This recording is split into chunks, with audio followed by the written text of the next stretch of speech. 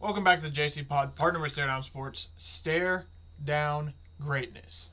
Man, speaking of greatness, we lost a great one over the last, 24 to 48 hours.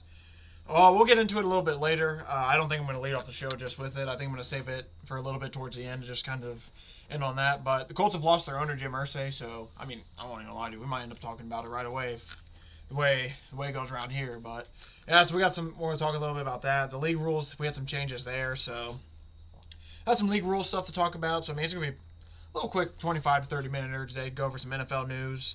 Like I said, talk some of these league rules changes. Like I said, for the onside kick, they actually did come to an agreement for that rule that I thought they might push off till next year. So we got that to talk about. And then, like I said, don't know if I'm going to lead off with it or if we're going to save it for the end, but we got to talk about Jim Irsay and how the Colts now officially have new full-time ownership. It's still in the family, but new owners. So without any further ado, we should hop right in. Honestly, we should probably I wasn't going to save it for the end. We probably should just lead off with it. Colts owner Jim Irsay ended up passing away. Obviously, his health scare was a lot worse than any of us could have guessed. If you remember, I came on here early in the offseason. It was not early offseason, but I guess earlier last season sometime. And there was I mentioned this is nothing I came up with. This is just stuff I heard from the grapevine, saw around the league. But basically, it came out that Jim Irsay's health was in a really, really, really bad place. And I can't remember if this was before or after, but there was a point in time where basically he was talking to the media, doing some of this stuff, disappeared completely from the media, from the face of just away from the cameras. And that's very unlike Jim Irsay. So it's just what's going on? And then his family came out and said, yeah, he's dealing with some health complications. So we're just going to need prayers, thoughts, and prayers and everything as we work through it. And then he ended up coming back. I think we saw him somewhat towards the end of the season a little bit, and he was in kind of a wheelchair type thing, and it's kind of okay, so that's not the best of signs, obviously. And then, like I said, so obviously it's come to the point now where it was very, very serious, and there was real reasons why he was not in the media, and there was real reasons why he was like I said, there was just reasons he wasn't in the media. There was reasons he wasn't around, man. And you can tell how massive a person was in the community and just in general, basically by what people say about them, obviously. And Jim Irsay obviously made a lot of mistakes in his early life. Who hasn't, honestly? It's part of being human. I'm not gonna come out and say he was right for doing this, he was wrong for doing that. He's a human, man. Stuff happens, mistakes happen.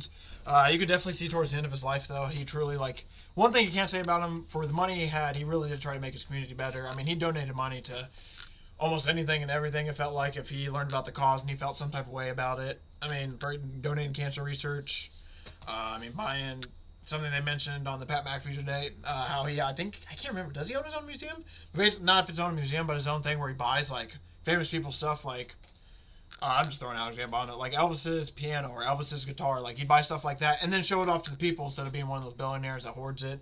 He's giving money to people and all that. It's just really, really good dude. It sounds like towards the later end of his life where he really tried to and he was even one of the first ones to admit he did some bad and he was just turning around. He needed to turn around and all that. Like I said, you could just, what's the best way to put it? He's a human. He made some mistakes early on in his life. He tried to learn from it. And he tried to be better from it. If you go on X, there's just so many things that are said. That are said about Jim Irsay and everything. Chuck Pagano's come out and said stuff. We got Tony Dungy, Peyton Manning, obviously Pat McAfee. There's been a lot of people come out and said stuff about Jim Irsay. It's tough, man. Obviously, as a Colts fan, he's been my owner for my whole life. Obviously, he's going to stay with his family. His daughter, Carly, who is, I think, 2012 to 2015, sometime in that range. Ever since then, she's been kind of I don't want to say a co-owner, but basically learning the ropes pretty much to get ready for this to happen. Obviously they didn't think it would happen this soon, but she was basically learning the ropes, learning how to be an owner, learning some of this stuff. But man, another one thing too about Jim, he's a loyal guy, to a fault sometimes. Hey, you've heard me complain on the show. We just can't get rid of this guy. Gus Bradley's going to be the 29th ranked defense for 6-7 years in a row. What are we doing? You've heard me complain about that. Yeah, it just stinks, man. The Colts came out with a statement. They said Jim's dedication and passion for the Indianapolis Colts, in addition to his generosity, commitment to the community, and most importantly, his love for his family, were unsurpassed. Jim's generosity can be felt all over Indianapolis, the state of Indiana, and the country. He made philanthropy a daily endeavor. He never hesitated to help countless organizations and individuals live better lives. Music is one of Jim's passions, and the ability to share his band and collection with millions of people across the world brought him tremendous joy. Simply put, he wanted to make the world a better place, and that philosophy never wavered. Jim will be deeply missed by his family, the Colts organization, and fans everywhere, but remain inspired by his caring and unique spirit. Another thing, too, is like, this guy cared about football. This is a guy who grew up in football. Whole life has been just football. His whole life has been Colts too. And biggest thing, he's always like for the shoe, and that's become a bigger thing. Like that's the Jim Irsay thing, and Jim Irsay lived that to a T. I mean, in 1984, at age 24, he became the youngest general manager in NFL history. I doubt that gets ever changed, by the way. That's probably a record that's going to stand for a while. Then owned by his father. So there's a reason he became GM, but I'll admit, he then assumed control of the day-to-day operations in 1995. And then he got inherited sole ownership in 1997. His father got a stroke in 95, and then 97 his father passed away, so then he got full ownership. So,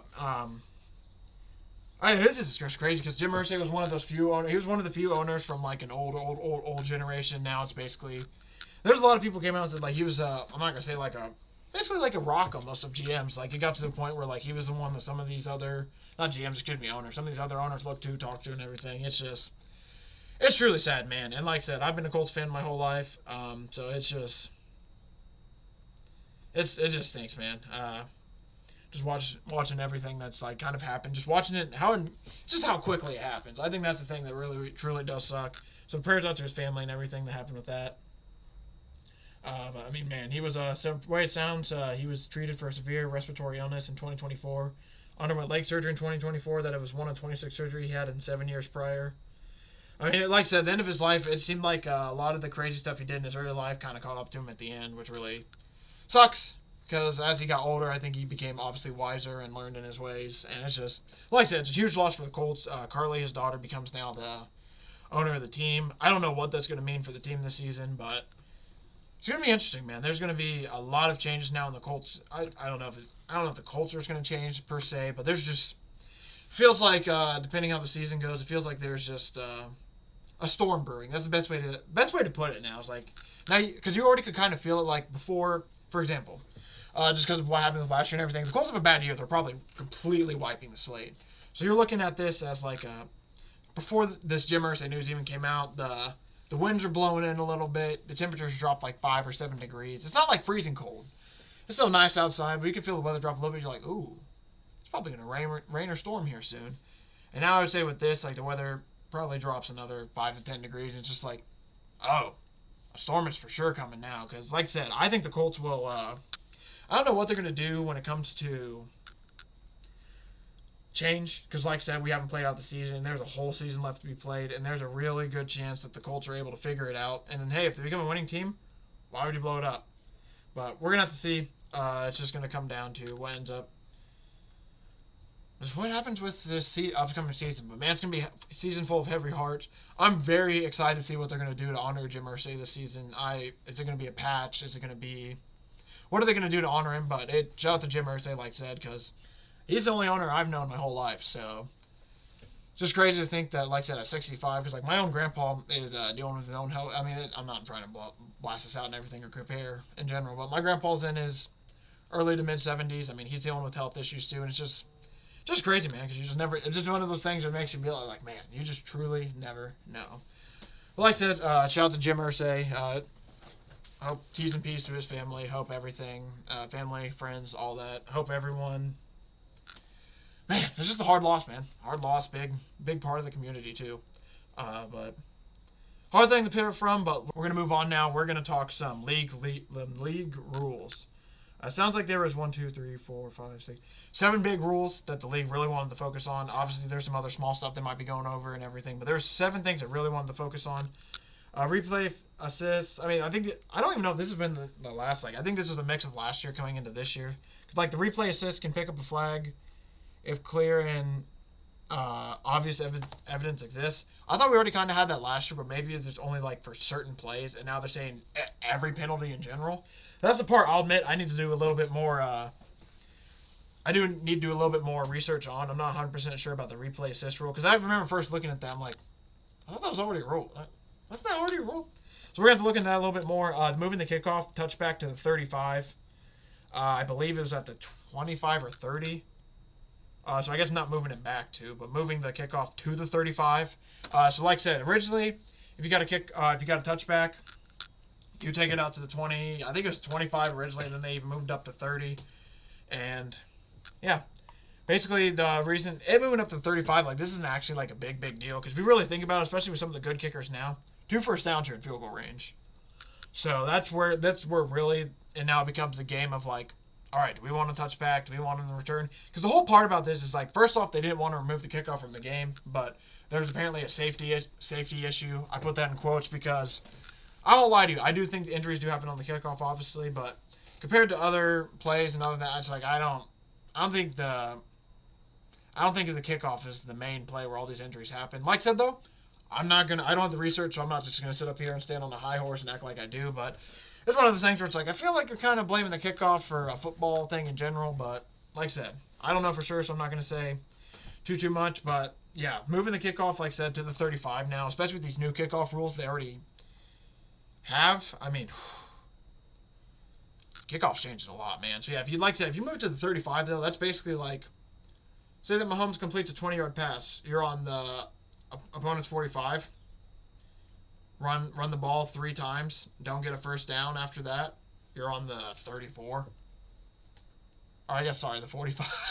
My math sucks. No, you're 34. Sorry, I was sitting there like, there's no 55-yard line. The hell? But yeah, basically you get the ball, then you get, like I said, 9 yards. You have to start at 36, probably not 34. You're at the 36. That's about 45-ish, 46-yard field goal. So I think that's going to be a big rule where now all of a sudden, like, the kickoffs become like a... Because remember, they have the landing zone, they have all this and all that for like if you hit it. Now that's the part too I'm also curious on. Is that just if you hit the certain spot in the landing zone and it's still a touchback? I think that's still at the 20. Like I said, that one's another one I need to fully check up on, but that still kind of stays the same. It's just now for I think the main touchback, if it hits like 95% zones or whatever, it's just bring back the whole kickoff, man. This shit's confusing as hell, boy. But no, like I said, biggest thing to like focus on this is a lot of strategy is going to come now in the kickoff because, like I said, you're 2 to 3 first downs away from immediately having points, and in a league where having a good defense is really starting to matter and everything, and holding teams to points is really starting to matter, especially with some of these teams that are like good offensively. And now that the run game's coming back too, you're going to bleed time in some of these games. Like this is going to be a definite strategy thing they're going to have to add on to. The regular season and OT, they want that to align with the postseason. I don't know why I read it like that. Regular season and OT. Regular season overtime to align with postseason overtime rules. That did pass. That just makes sense. I think having 2 separate rules is just dumb as shit. This gets confusing. I mean, obviously the players should know it's your sport. You should know the rules. But we saw it with the Super Bowl. 49ers completely didn't. I mean, this is what at this point. 49ers Chiefs Super Bowl about 4 years ago. Is the original one in like 2021 I believe. But yeah, we saw it when the 49ers were like, we want the ball first in overtime. You saw Mahomes go, what? You want the ball? Like, that was one of those things where, and then the 49ers basically came out and were like, yeah, we didn't know the rules. So, I mean, obviously that gives you a benefit if your team knows the rules, but I think it just makes sense. I mean, it's like having college basketball be 20-minute halves, and then and then all the rest of the men's basketball you play is just like 4 quarters. It's just like, why? Why does this one little thing have to be changed? It's a little weird. I'm not complaining about it, by the way. I'm just giving an example.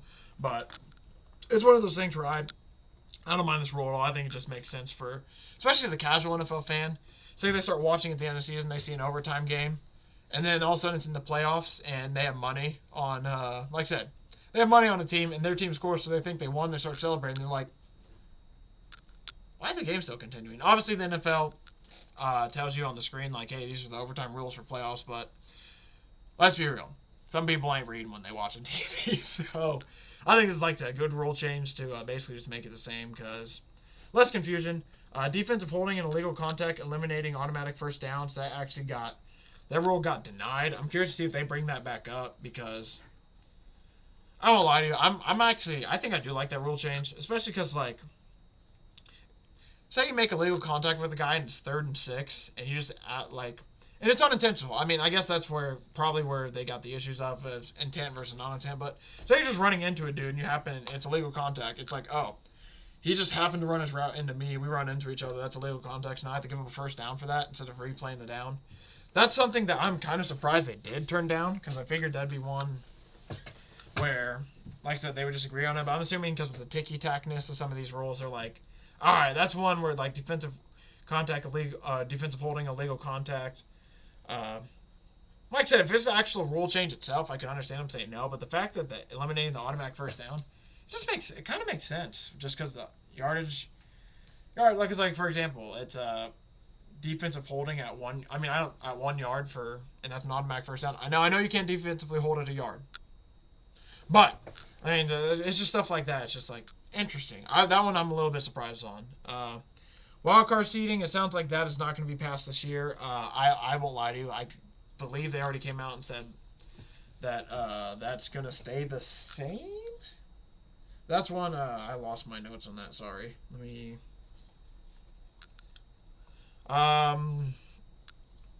so voting...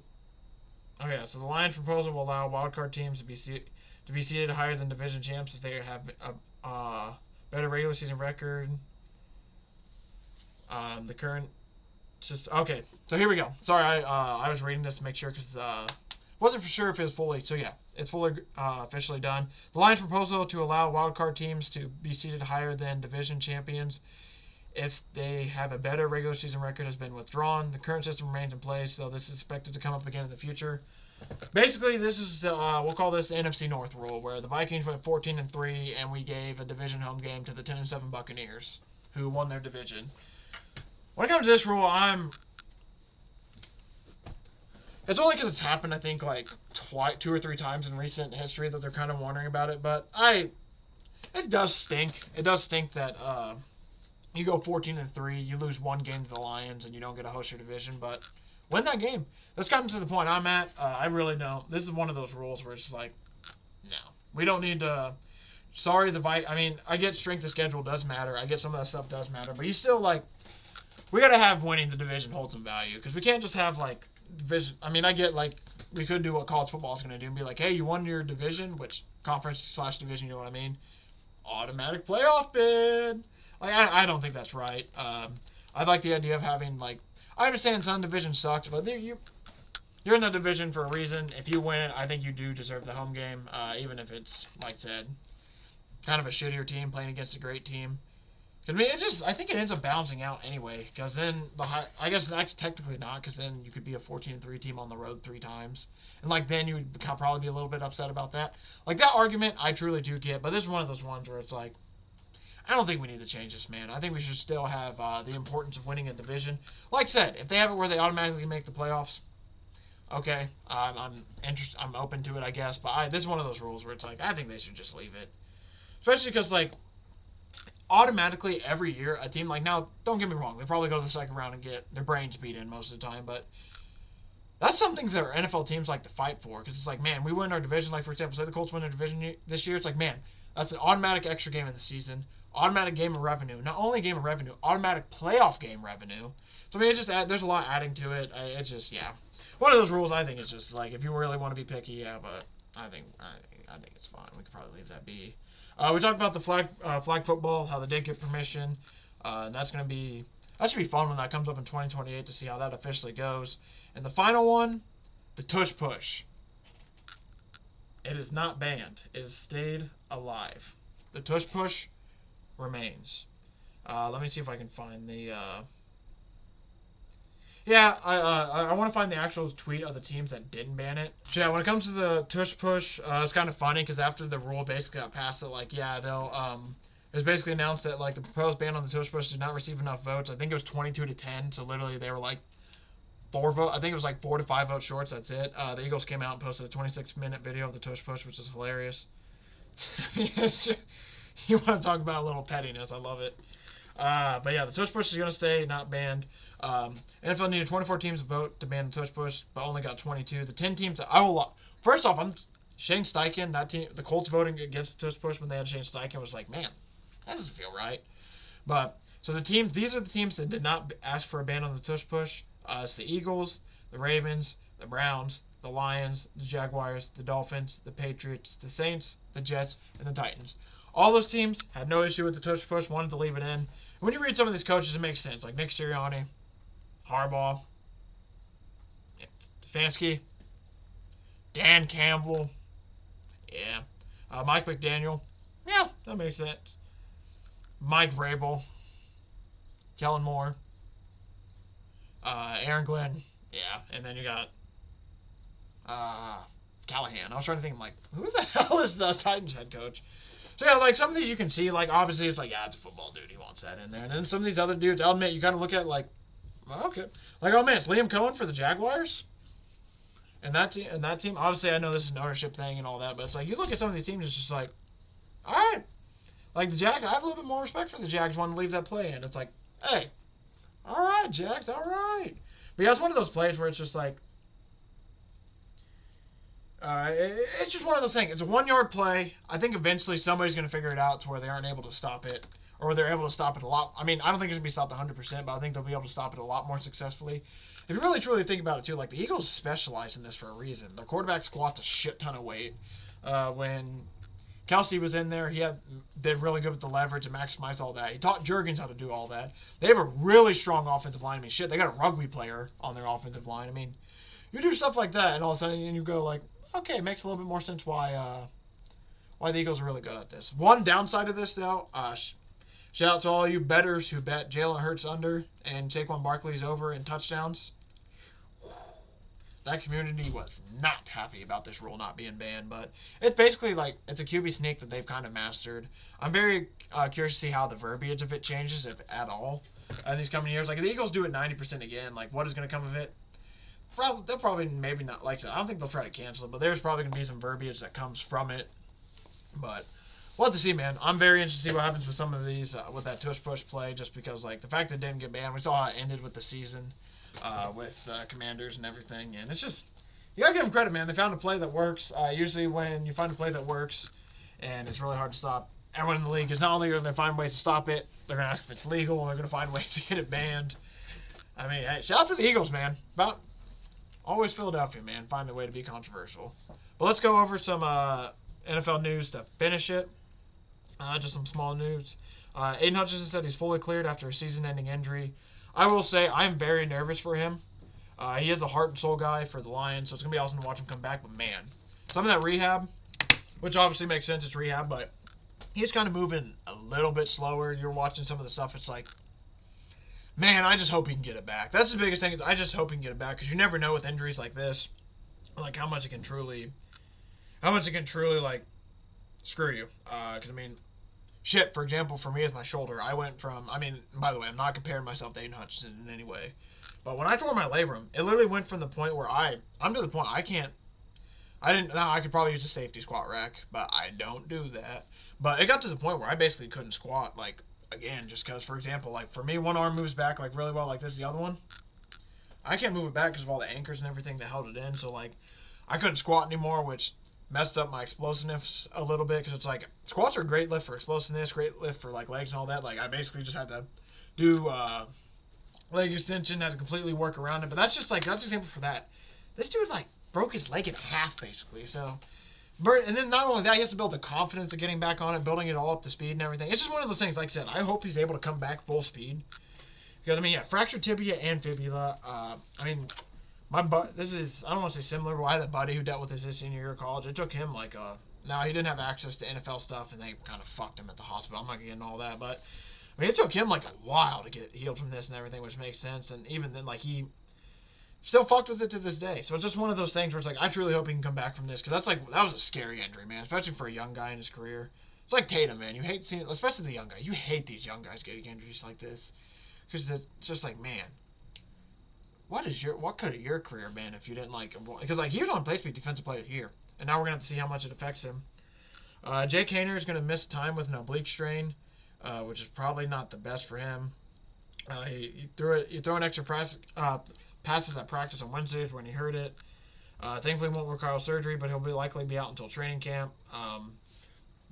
Just stinks for him, because it's probably meaning that it's gonna go between Tyler Chuck or Spencer Rattler, which kind of makes sense regardless, though. It just sucks for Jake Haener because, yeah, he's probably going to be QB3 regardless now just because of the way the reps are going to work out.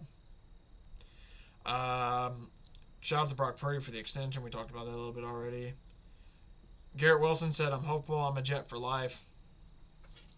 I don't know if he means that or not, but we're going to... Someone said... I love reading, like, when you see articles like that or something, and you go over and read the comments, or you just see stuff about it, and people are like, is he okay? Can somebody check if he's been brainwashed? Can somebody go check on him? Can somebody go make sure that guy's okay? Like, it will, I can't blame him, though, for being Jeff for life. That's one of those things that, truly now, which is crazy, because I won't lie to you, I didn't think it would get this bad as a kid, which maybe just showed how naive I was, but it's just like, man, I truly love those superstars that just stay with one team, stay their whole career, and then especially if you win, like, a chip there, it just makes it even more special, like Dirk Nowitzki's, the Kobe Bryant's, like, there's something about those athletes that's just, it becomes truly special, man, especially in the era where, like, I mean, I'm just looking at the jerseys in my wall, Shaquille O'Neal, multiple teams, Reggie Miller, these are just basketball jerseys. I think Reggie Miller's only a Pacer. I actually can't.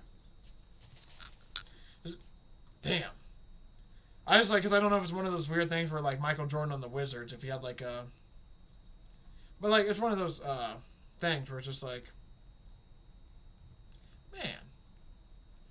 I love when athletes stay on one team. But, yeah, shit, for example, Reggie Miller, one of the few athletes who did play with Indiana his whole career. Sadly, he didn't win a ring, but that's just something that's really cool where you can say, like, hey, I was a Pacer for life, man. Like, that stuff's cool. I'm glad I did check. I thought he was a Pacer for life just to check, but, like, yeah, for example, Reggie, I'll just go across this wall. We got 7 jerseys on this wall. Shaquille O'Neal, multiple teams. Reggie Miller, multiple teams. Tracy McGrady, multiple teams. Or, sorry, Reggie Miller, not multiple teams. Reggie Miller, one team. Reggie Miller, one team. Damian Lillard, multiple teams. LeBron James, multiple teams. And then we got Jimmy Butler, multiple teams. So you look at that. I just went to my football, and that was just my basketball side with 7 jerseys. I have like 10, 15 here that are my NFL ones. I got like all mine. I mean, it's just one of those things where you really don't see guys stay on one team for a long time. So it's truly special when you get a guy who can do that. So, like I said, for Garrett Wilson, that'd be cool. I give him props for that. But man, I would feel so bad for him if he's a New York Jet for life, especially the way they're looking. Shout out to the NFL, man, and also shout out to Deion Dawkins for getting this pushed. He got credited for this award, and former Andrew Whitworth for pushing. Shout out Andrew Whitworth and Deion Dawkins for pushing the idea. NFL is going to introduce a Protector of the Year award to honor the league's top offensive lineman every season. I think they should make it top offensive player and then top offensive line as well. I just think it's a really cool idea. I think it's one of those things where it's like big guys never get enough credit up front. And anytime we talk about them in NFL, it's usually because they gave up a play or it's something they're doing that's like a historic, like starting for 507,000 games in a row. But regardless, I think this is really cool. They're adding a Protector of the Year. If you watch the Pat McAfee show, they added what was that called? I can't remember. A Shipley? Actually, a Trenchy. That's what it was. Shout out. Shipley. Shout out AQ Shipley. But no, they added a Trenchy, which they gave out to, I think, the best offensive line group. And, like, I think it's a really good award. I'm surprised the NFL hasn't had this for a while. It just makes sense. You have, like, an offensive player of the year, defensive player of the year, this and that. I mean, Protector of the Year sounds like a great thing because the offensive linemen really don't have, like, awards that are just only for them. And now they finally get, other than, like, all pros and all that, now this is an award that's specifically just for them. Hard Knocks is going to go to the Buffalo Bills for training camp, and then NFC East is going to be in season. That has a chance to be really, really fascinating, especially for the fact that NFC East in season, we'll get Commanders, Cowboys. Especially the Cowboys. What is Jerry going to let out of that building? We'll probably be able to see them boys. We'll be able to see them boys in the locker room fresh out the game. Be able to see them boys in the weight room. Like, the fact that they already give access to the media. Like, imagine how much access they can give to NFL films. That part should be pretty fascinating. Joe Burrow came out and said that he turned down the opportunity to be featured in the... He originally turned down being in the quarterbacks, but then he actually said that Peyton Manning inspired him to come on. This is what he had to say about it. I think the big part was Peyton Manning being involved in it, too. He said, I have a lot of respect for him. Obviously, what he does it, what he did, does it a person, is a person. So if that guy reaches out to you and asks you to do something, then most of the time I'm going to say yeah. Which is honestly, I like that Joe Burrow did this because even Peyton Manning came out and stuff. He said, I wish that I was able to get a little bit more recorded of me so I can show my kids and all that. And that's something that, like, I think a lot of people don't think about in the moment, but then they're like, because obviously you're young in your career, you're just like, I'm trying to make money, I'm trying to become a star. And then you get to the later points in your career and you're like, man, it'd be really cool if I could show my kids this, show my family this, be able to brag about this, have some video of this. So, like, they're doing documentary stuff like this. Like, for example, they're doing a basketball one, I believe, and I think Tyrese Halliburton's going to be in it for this, like, season that's going on right now. Like, that's going to be, when you get stuff like that, I just got chills thinking about it, man. Like, the moments that Tyrese Halliburton has had, and they're going to have the behind-the-scenes of that stuff. Like, getting stuff like that, when you lose and obviously like that, and it's, like, bad, like, the lows can be really low, but some of these highs can be, like, truly, truly high, and then you give an insight of, like, all the hard work you're putting in and what you get out of it. It's truly, truly special, man. So I'm very, very excited to see what... I don't mind the quarterback series. I actually enjoy watching it just because, like... Especially when you... Like, I like watching athletes... I like watching athletes perform. I like them... It's just fun. I like sports. So getting to learn, like, what some of these pro athletes do to prepare themselves for the sports, it's like... Not only is it really cool, but not only is it cool, gets you an insight of what you're doing, also gives you a chance to be like, all right, so this is how he does, this is how he prepares about this, especially for, like, for me, for example, doing the show, doing other stuff. It's like, what can I translate from what he does over there to, like, is there anything that can translate? Like, I love just watching stuff like that, just, like, how does he interact with people? There's learning, just basically learning, just soaking up all the knowledge. I love that, man. I think that probably will do it. Charles Woodson's going to join the Browns as a limited partner in their ownership group. And yeah, that basically does it for today. So I think that's where we're going to call it. Thank y'all for watching. Thanks for the support. Really do appreciate it. Nice little chill one today. We basically have NFL news for next week. We'll go over some more NFL news, talk some small college stuff, and then I think the breakdowns are about to begin. I might take that first week of June to, like, prep for him a little bit more, but regardless, just know first week of June, or minimum second week of June, we're going to have the breakdowns happening where, like I said, I'll start maybe the episode with a little bit of NFL news. There's massive stuff, but then we're just going to be breaking down two teams every episode. I'm going to go over their win totals, go over their schedule, kind of my projections. I see them winning this game, losing that game. So we're going to talk basically the bets I love for that team, look at some of the numbers. That's basically all it's going to be. Like I said, that's basically coming up in probably about 2 weeks max. And it's crazy to think that next time you see me on this pod, man, 100 days till the NFL season. We're going to hit the clean 100. And then after that, a week from today, we'll be at 98. And it's just like, man, feels like it was 180 days till the NFL season just a couple weeks ago. And now all of a sudden, you blink, March Madness is over. You blink, we're in the Eastern Conference Finals for the hockey and NBA. You blink, WNBA started, MLB's going on. You blink a couple more times, man, it's going to be August before we know it. It's going to be week 0, and then going to be week 1. Thank y'all for watching. Thanks for the support. I really do appreciate it. I will see everyone back in this feed on Tuesday. Hope everyone has a great Memorial Day weekend this weekend. Shout out to all the troops and veterans and anybody who does any roles like that, firefighters, police officers, military, any roles like that. Like, truly appreciate you people, man. Society needs a lot more people like that. And yeah, appreciate especially the veterans, man. Appreciate those people willing to fight and everything. But I will see everyone back in this feed on Tuesday.